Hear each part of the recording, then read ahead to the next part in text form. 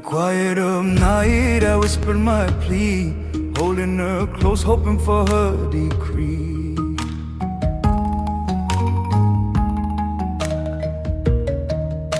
This episode will move from close, lived moments, morning offerings, the rhythm of the shuttle, to context about motifs and conservation. In the show notes, you'll find citations for local scholars and conservators I consulted. For now, let's step into the courtyard and meet the weaver. First, a short frame. Textiles and temples in Khmer culture often share visual language. Naga coils, lotus petals, floral scrolls, dancers caught mid-step. Scholars like Ashley M. and local elders have traced how certain borders and motifs travel between stone and cloth, not always in one direction, but in dialogue across generations. The show notes list those sources, so you can read more. Now, the weaver's house. Mid-morning light spills between the pilings, incense curls at the family altar, and the loom sits in the center, like a small, patient temple. Listen. That sound will be our guide for much of this hour. My grandmother taught me the braid for the border. She said, when you weave the braid, you tie the family. He says tie the family, like it's a small, serious spell. Watch his hands. Thumb against warp, wrist turning the shuttle. The pattern on his cloth, a repeating naga between two lotus bands, mirrors the carved frieze on the temple wall 100 meters away. What this reveals is not a single origin story, but a practice of reading and reinterpreting. A dancer's pose carved in the 12th century might live in embroidery by a grandmother who learned it as a story about protection or water. The layers matter. Material access, trade routes for dyes, and family memory all shape what ends up on cloth. We asked the weaver about a small, diamond-shaped motif sewn into the hem. He smiled and pinned it between his fingers like a small fossil. My daughter calls it grandmother's eye. We put it on tails of baby scarves so the child carries sight. Some say it is only design. I know it is a prayer for seeing what is needed. A prayer woven as geometry. These are the kinds of interpretations we trace today, a mix of personal, familial meanings and broader iconographies. Over the years, motifs shift, colors available change, motifs move into markets, but meanings often remain anchored in people's lives. Now we lean into a longer soundscape, 10 minutes that let place speak. I will weave short memory flashes between these sounds. Listen for the shuttle's pulse, for the temple bell answering far off, for the vendor calling your name in the market. The shuttle is like a footstep, the weaver told me. It walks a path. If you know the path, you can tell the story.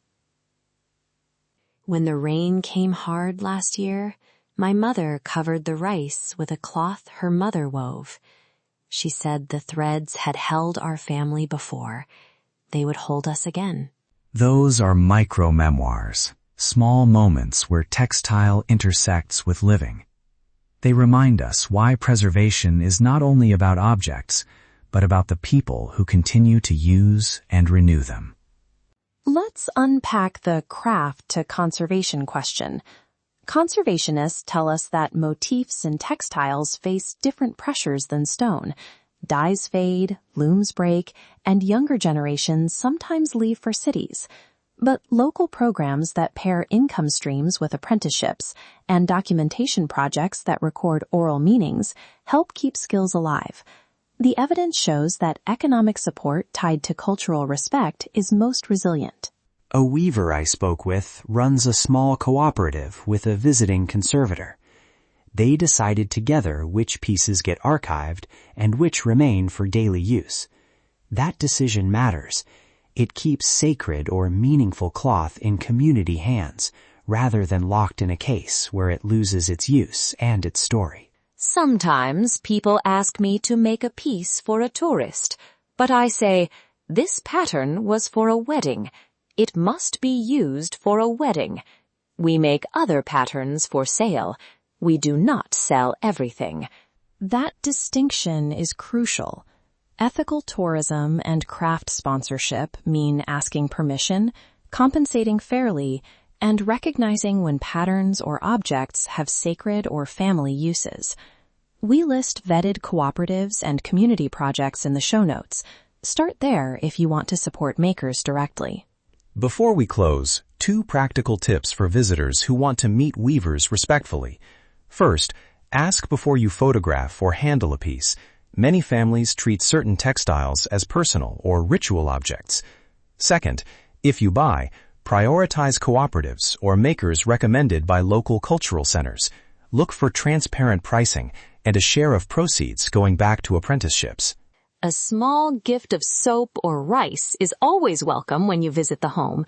But even more, listen to the story. That is the best gift. As you travel, remember, patterns are not souvenirs alone. They are conversations between stones and looms, past and present. Walk the temples with your eyes and your ears. Meet makers with curiosity and humility. If you take a cloth home, bring its provenance home with it. Who wove it, where, and what it means to its community. Full show notes include sources, permissions for audio clips, and links to cooperatives that practice fair pay and cultural respect. We also include an accessibility transcript and chapter markers so you can revisit any moment of this episode. Quiet stones, loud stories. If this episode moved you, subscribe to Ancient Echoes. It helps us find guests, record in more villages, and keep these conversations honest and local. Share a favorite moment on social media and tag us so we can lift the voices you love today. Thank you to our weaver for opening his home and voice, to the conservators and local researchers who shared context, and to you for listening.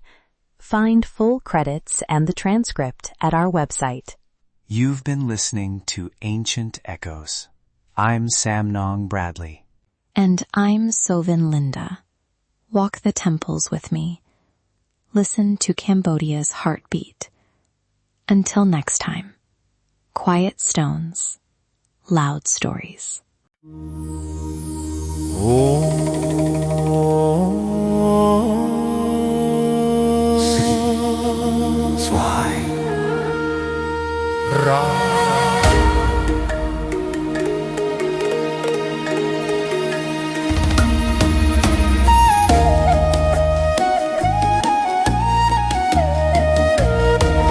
Oh, shining diamond, flawless and red, you stand so quiet, soft in the air.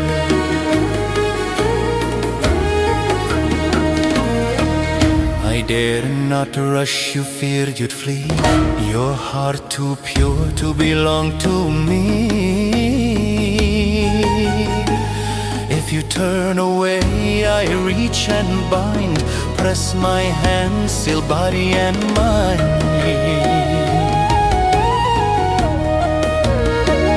Your brows I trace, your breath I steal. This mark I place is dark and real. From this moment break and fall, hear the spell, obey the call.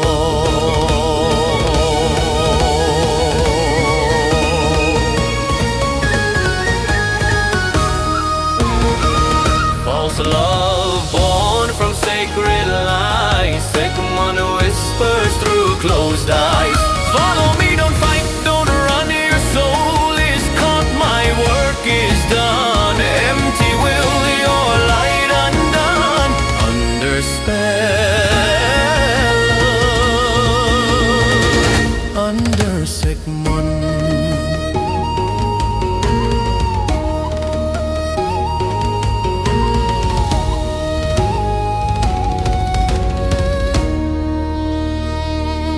Crystal beauty, diamond bright, caught between shadow, charm and night.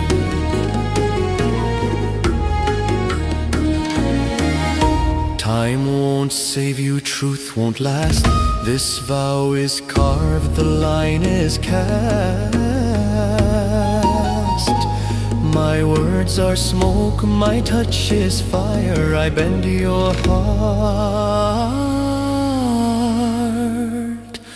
to dark desire.